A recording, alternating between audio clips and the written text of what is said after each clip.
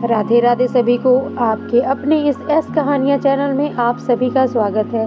आप सभी को गोपाष्टमी की शुभकामनाएं।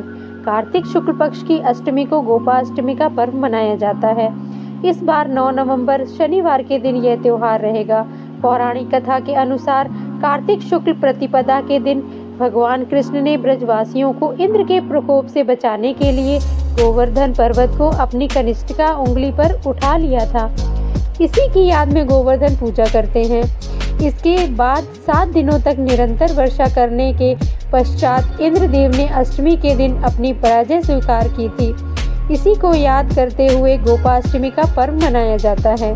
यह त्योहार मथुरा, वृंदावन और ब्रज के अन्य क्षेत्रों में अधिक प्रसिद्ध है। गोपाष्टमी पर गायों तथा उनके बछड़ों को सजाया जाता है तथा उनकी पूजा की जाती है। इसी के साथ ही गोवर्धन पर्वत की परिक्रमा और पूजा भी करते हैं। गायों तथा बछड़ों की पूजा करने की यह प्रथा महाराष्ट्र में गोवत्स द्वादशी के रूप में जानी जाती है। हिंदू धर्मशास्त्रों के अनुसार यह दिन भगवान श्री कृष्ण तथा गौ पूजन के लिए समर्पित है।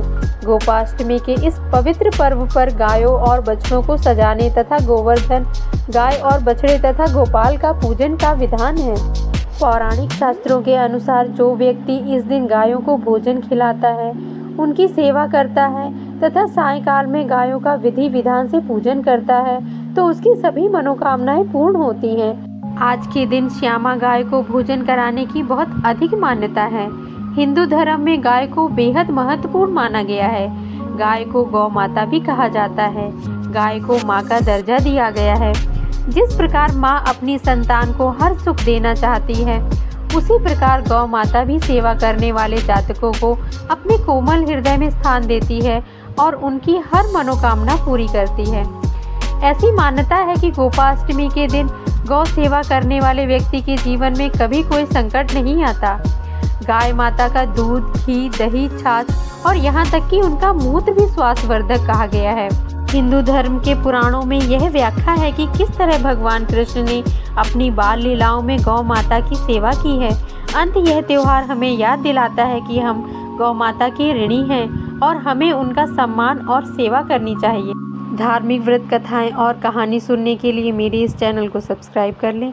यह कथा आप सभी को अच्छी लगे तो इस वीडियो को लाइक करें।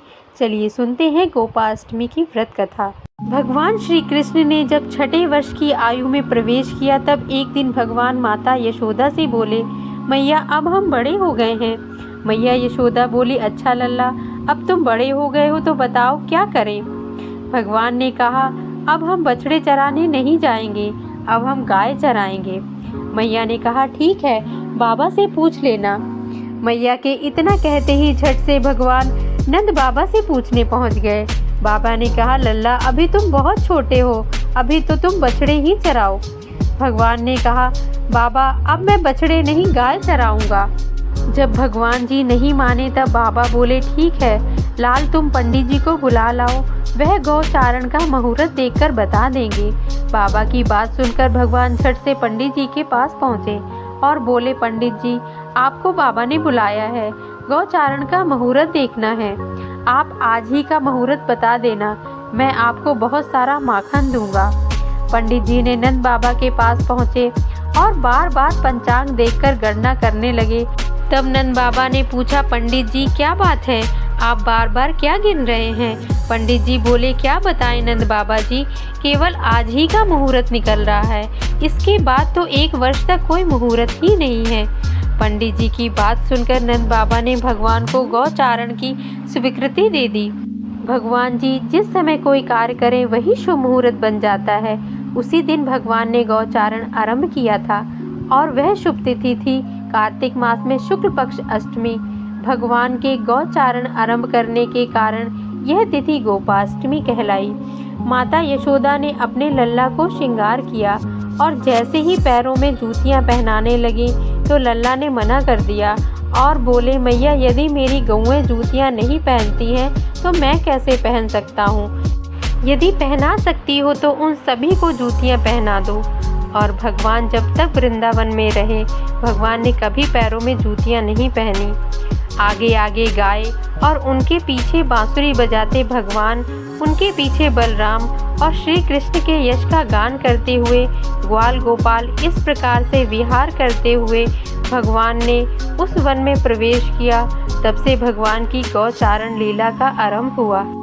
जब भी भगवान गौएं चराते हुए वृंदावन को जाते, तब उनके चरणों से वृंदावन की भूमि अत्यंत पावन हो जाती।